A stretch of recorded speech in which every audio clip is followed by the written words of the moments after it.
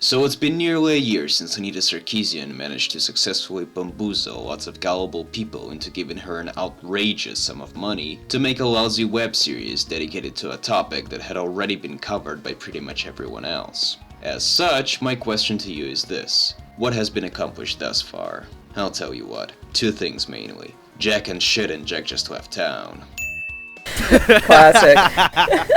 Thank you, Ash. I was gonna say diddly squat, but yeah, Jack and shit, very nice. Well, she got like how much did she make? Like 150 grand or so. She made 150 grand and she made one 20-minute video. Yeah. Seriously, for one 20-minute long video, I'm totally gonna give this the Emilio Estevez and Charlie Sheen golf clap. I think that's what really pisses me off, though. There's just all these people who are they're trying to conduct social science, but the only degree that they have is like something in media or some shit. Something completely meaningless and ridiculous that came up in the last 10 years or so. And what does it amount to? Like a pop culture critic. Yeah, whatever the fuck that means. Yeah, because that's, objective science right there with peer reviews. Yeah. I mean, I saw the Star Trek movie yesterday. I guess that makes me a science fiction critic now. It's professional victimhood is what it is. Yeah, exactly. Anita Sarkeesian, I've seen her essay, and I've seen, obviously, from the investigative journalism video, the woman knows absolutely nothing about social sciences of any kind. And it's the fact that she's trying to turn feminism into some kind of science, which I think is quite repugnant in some ways, but that's just me. Well, there's a broad spectrum of feminism, too. For example, there's, the feminist mentality that women shouldn't be viewed as sex objects. While on the other end of the spectrum, there's the feminism where they want to legalize females going topless in public. So if you make a game, which we're totally for. Yeah, which we're totally for, but that's besides the point. But if Nintendo made a game where Samus Aran runs around topless as a form of female feminist expression, empowerment, exactly. Nintendo has two little Metroids covering her 24/7, floating around, Little Mermaid style. Then it's gonna get such a fucking backlash from another group of feminists. Yeah. And let's face it, the time they did try and give her a character, which I will admit was horribly misogynist in the first place, was Other M, so we know the video game industry isn't exactly well equipped for these kind of changes at the moment. Oh god, no. Yeah.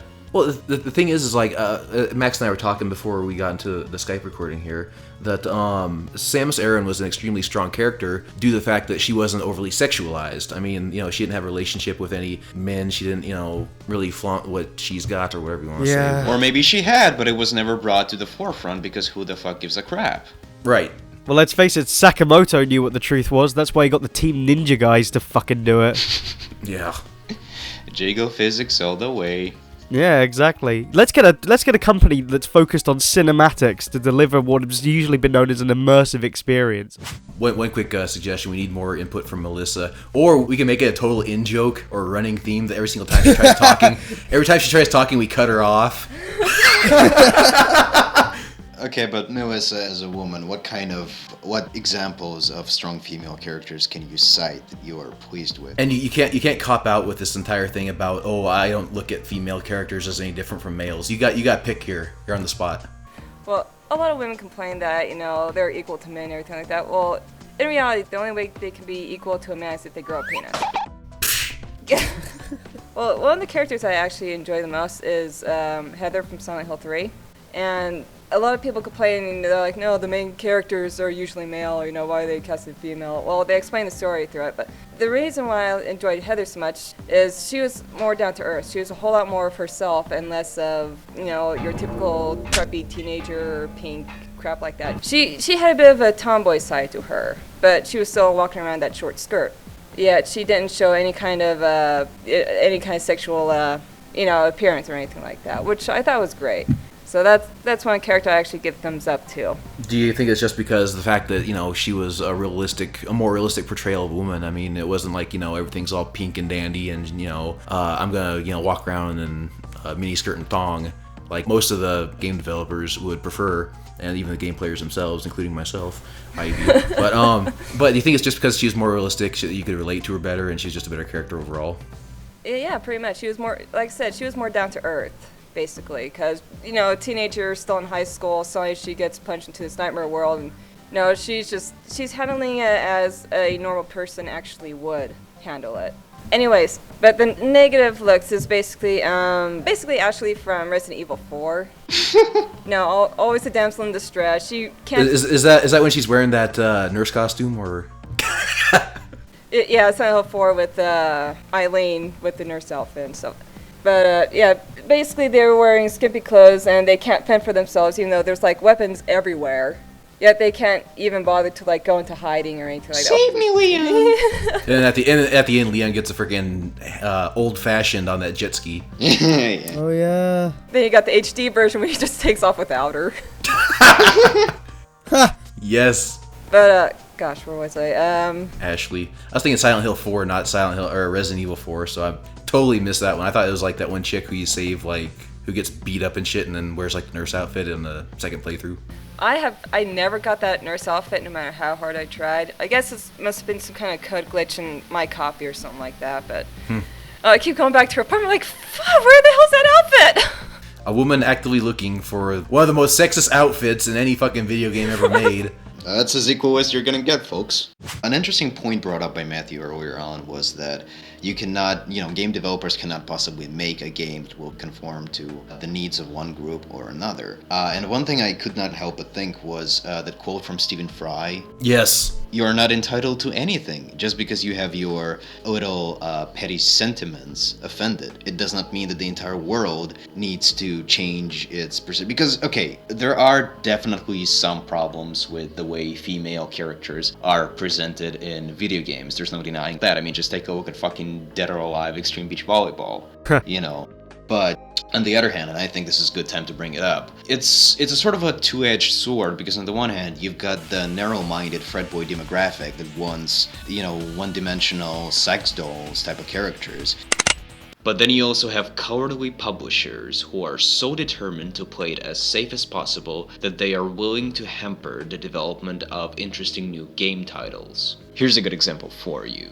So there's this game coming up called Remember Me. Think Deus Ex meets Mirror's Edge meets Uncharted. Sounds like a surefire hit that any self-respecting game publisher would want to back up and successfully own all the rights to, right? Wrong. According to the game's creative director, Jean-Max Morris, the game was unsuccessfully pitched to various A-list publishers, who all rejected it, citing the game's female protagonist as the main reason why. I mean, hell, one of them even told the developers that you simply can't have a female lead in your game because the protagonist has to be male. And that's not all. When another publisher learned that during the course of the story it's made apparent that the lead character, Nylin, is engaged in a heterosexual relationship, meaning that she has a boyfriend. Yeah, a boyfriend, they both facetly asked the guys at Don't Not Entertainment, so hold on. You expect the gamers to just sit there and watch their character make out with some dude? What kind of fag would want that? I mean, yeah, there is that. When you play a game, it's all about escapism, and the player usually inserts themselves into the role of whoever they're playing. And to have, a male playing as a female character, that player is invested into that character, but then all of a sudden there is that stigma about, all of a sudden you're playing as this woman, all of a sudden you have sex with a guy, and there's that comfort zone issue. Yep. There's definitely that, I guess, homophobic element, which is why I'm pretty sure, like, with PlayStation games like Fear Effect 1 and 2, the players are playing as women, but they're playing as lesbians. That's totally not a cop-out. Yeah, exactly. Or why Samus Aran in the Metroid games and Lara Croft and Tomb Raider are largely asexual. They never have any relationships outside of the game. Or in the game, sorry.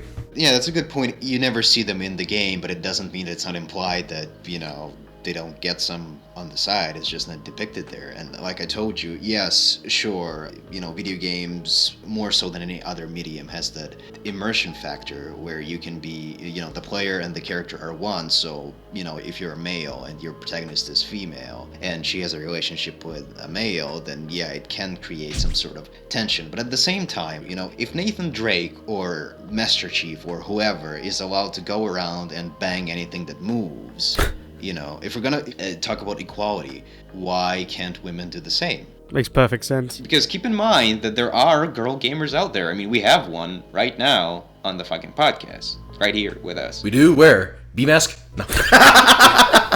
Well, thanks, guys. No, just that black curly hair, so lovely. No, so you say it's like a breaking point when your female character gets on with the man, but put yourself in the shoes of Sally McCrack or something, who's playing Uncharted, and, you know, the story goes on and so on, and all of a sudden, oh, there's your gratuitous sex scene, and Nathan Drake is banging this chick right now, you know? So. Well, I imagine, Melissa, correct me if I'm wrong, but isn't it kind of the same thing if, like, a guy's playing as a girl and the girl has a sex scene with a guy? Is it just as uncomfortable being a woman playing as a guy having sex in the game with a woman? Me personally, I really don't care. So, well, when I play a game, I really do not care the sex of the character at all. Just, you know, as long as it's got a good story, as long as the character isn't lame. Because, have you guys ever played, what's that game called? Fallout? Have you guys played Fallout? Sure. No, in Fallout Vegas, you can head into Vegas and get yourself a prostitute. Either male or female, you still get to sleep with a female prostitute, for a price, of course. Isn't that the case of Mass Effect as well?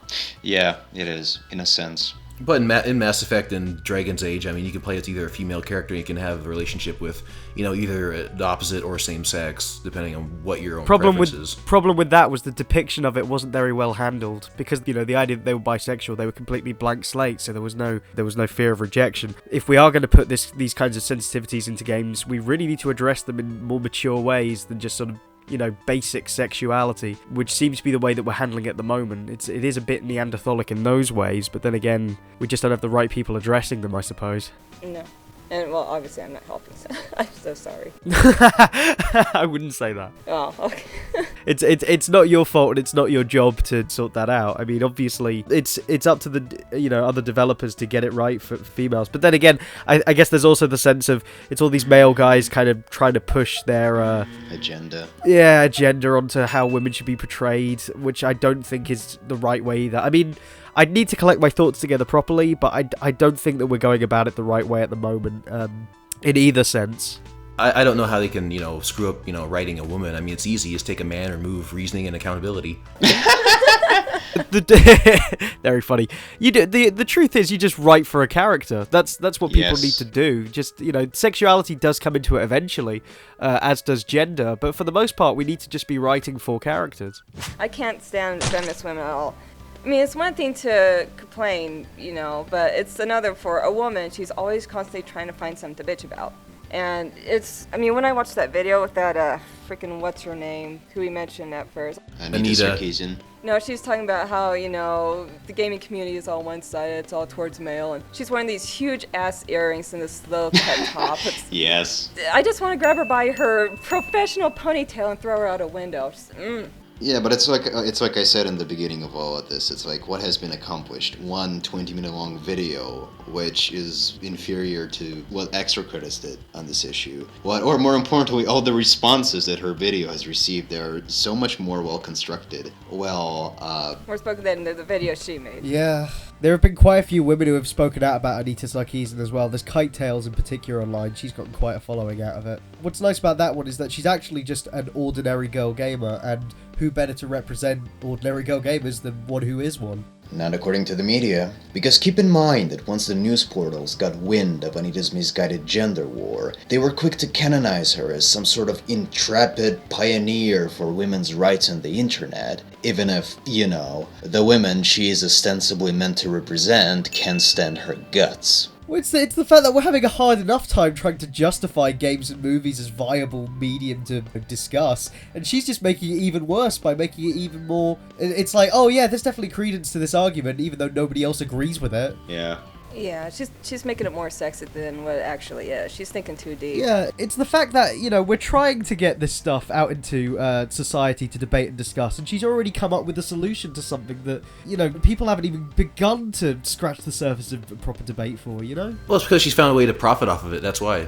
Exactly. Yeah, exactly. She has only made one video, but she has already been invited by EA, some other publishers, to, you know, hold courses on how game developers should perceive. Yes, exactly. I mean, she's profiteering off of installing fear on these game industries, just like the PC tolerance police did in the episode of Penn Teller's Bullshit. I mean, in this case, you know, they create themselves a job by literally going around and instilling fear into game publishers with the threat of bringing up, you know, public scrutiny saying, oh, EA's sexist if they don't conform to my ideals. Fuck her. Well, one thing I do believe we need to quickly address is the fact that, yes, there is a glaring deficiency of strong female characters populating the video game medium, but at the same time, I also wouldn't be so quick to assert that there's also a plethora of well-written male characters who don't fall into one of several hackneyed archetypes like, oh, this is the courageous space marine, and this is the swashbuckling adventurer. Tell me about it. Yeah, I mean, people complain about the design of someone like Ivy from Soul Calibur, but I don't. All women should go into battle like that. There'd be less war. Seriously, if you're going out to go to war and all of a sudden there's like a bunch of women wearing that on the other side of the battlefield, you'd be pretty quick to make peace. Yeah. Yeah, pretty much. Unless, of course, the Anita Sarkeesian hell-bent on, eradicating the world from all men, so... But in that case, just one stray arrow aimed somewhere in the midriff area, and the war is won immediately.